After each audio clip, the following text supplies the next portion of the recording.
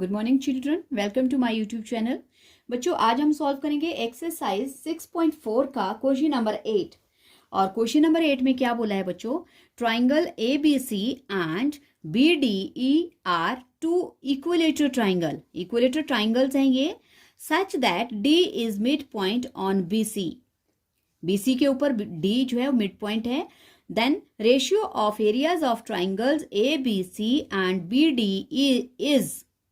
अब हमें ऑप्शंस दिए हैं, 4 ऑप्शंस हैं, इनमें से हमें चूज करके बताना है। और चूज तभी होगा बच्चों जब आप इनको सॉल्व करेंगे। तो सबसे पहले आपको ट्राइंगल एबीसी और बीडीई बनाना है।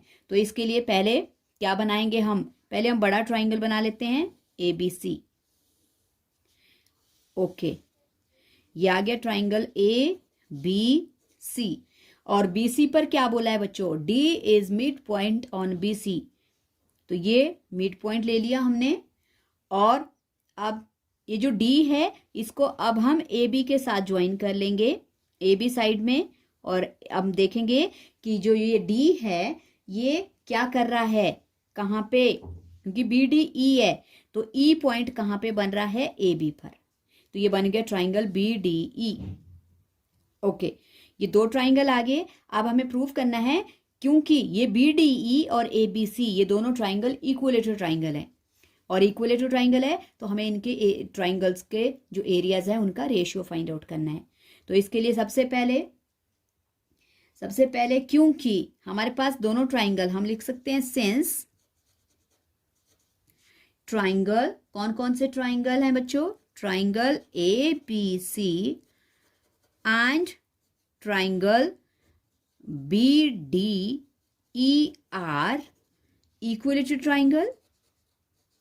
ओके, इक्विलेटरल ट्राइंगल्स, अगर दोनों ही इक्विलेटरल ट्राइंगल्स हैं so triangle A B C is similar to triangle B D E. क्यों बच्चों? क्योंकि देखो, जब हमारे पास क्या होता है, दोनों ट्राइंगल ही इक्विलेटरल है, तो इक्विलेटरल ट्राइंगल है तो इसका मतलब ये इक्वल एंगुलर होंगे। आपको पता है इक्विलेटरल ट्राइंगल की तीनों साइड्स इक्वल होती हैं और तीनों एंगल्स भी इक्वल होते हैं। ओके, तो इसको हम लिख सकते हैं कि triangle ABC is similar to triangle BDE by कैसे? Angle criteria, angle criteria of similarity. Okay, ये सिमिलर हो गए। अगर ट्राइंगल सिमिलर हैं बच्चों तो आपको पता है उनके जो एरियाज है उनका रेशियो किसके इक्वल होता है? The square of their corresponding sides के रेशियो के इक्वल। ओके, कैसे भी बोल सकते हो।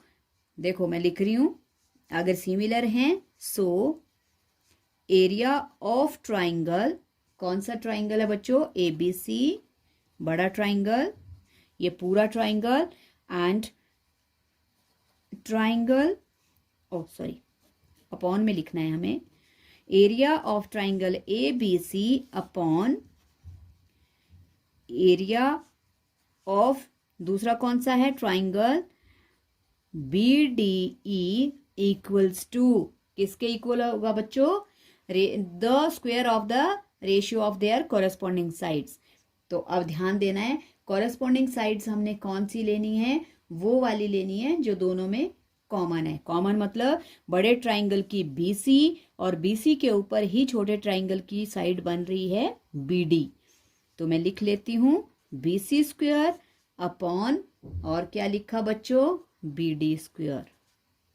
ओके, अब देखो, क्योंकि हमारे पास डी जो है वो बीसी पर मिड पॉइंट है तो क्या कर रहा है? ये बीसी को 2 इक्वल पार्ट में डिवाइड कर रहा है। ओके, सो हम लिख सकते हैं because D is mid point on BC, so क्या हो जाएगा? बी डी इक्वल्स टू किसके इक्वल हो जाएगा बच्चों? डीसी के। और देयरफॉर अब हमें किसकी वैल्यू बनानी है? अब हमें बनानी है BC की वैल्यू। तो देख लो ये BC जो है, ये BC जो है वो दो पार्ट में डिवाइड हो गया क्योंकि डी मिड पॉइंट थे, तो ये दोनों मिड पॉइंट इसी के हैं, तो हम लिख सकते हैं। अब देखो BC क्या हो जाएगा, अगर हम इन दोनों पॉइंट्स को इक्वल कर देते हैं BD और CD, अगर BD ही लिख लेंगे तो क्या हो जाएगा, डबल हो जाएगा, ये प्लस हो जाएंगे, तो ये बन जाएगा ट्वाइस ऑफ BD। तो BC की वैल्यू कितनी है, twice of BD।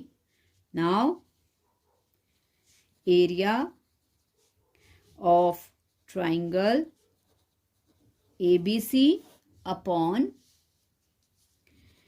Area of triangle BDE equals to, क्या था बच्चों हमारे पास, BC स्क्वायर और अपॉन BD स्क्वायर। ओके, तो अब BC की जगह पे क्या आ जाएगा, क्योंकि BC की वैल्यू हमने बना ली, इसको सेकेंड इक्वेशन लिख सकते हो, twice of BD, twice of BD, और क्योंकि इसमें स्क्वायर है तो इसमें स्क्वायर लगा लेंगे, और अपॉन में BD square as it is रहेगा। ये हो गया फ्रॉम फर्स्ट एंड सेकेंड।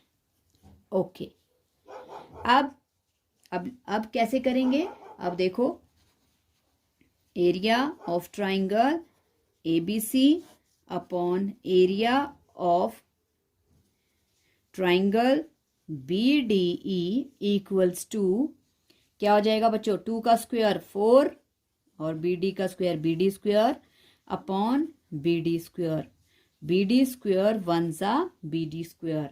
तो बच्चों हमारे पास क्या आ गया, 4/1, मतलब रेशियो जो एरियाज हैं उन दोनों का रेशियो है 4:1। सो बच्चों area of triangle ABC upon area of triangle BDE कितना आ गया हमारे पास, 4/1, और 4 मतलब 4:1, और 4:1 कौन सा है हमारा answer, answer C is the correct answer, और C जो है वो करेक्ट ऑप्शन है इसमें। सो आई होप आपको ये समझ आ गया होगा बच्चों, क्वेश्चन समझ आ गया है। सो प्लीज़ वीडियो को लाइक करना, शेयर करना और चैनल को सब्सक्राइब जरूर करना। Thank you so much.